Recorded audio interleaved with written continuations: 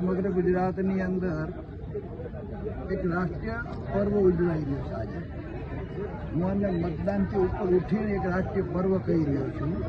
તો રાષ્ટ્રીય પર્વની અંદર આજે સમગ્ર ગુજરાતમાંથી જે લોકો મતદાન કરવા આજે અત્યારમાં તમે જે લાઈન જોઈ રહ્યા છો એક ઉત્સાહ સાથે મતદાન કરવા માટે તમામ મતદારો આજે ઉત્સાહી છે.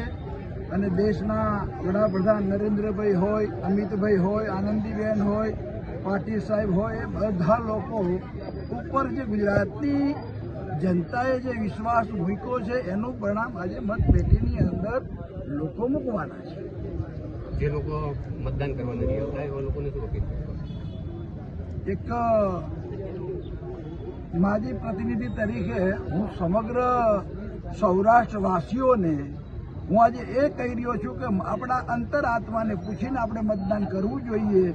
ભારતીય જનતા પાર્ટીને મતદાન આપી અને વિજય બનાવવા માટેનો અમારો એક સંકલ્પ છે. એ સંકલ્પ સાથે આપ જોડાઓ.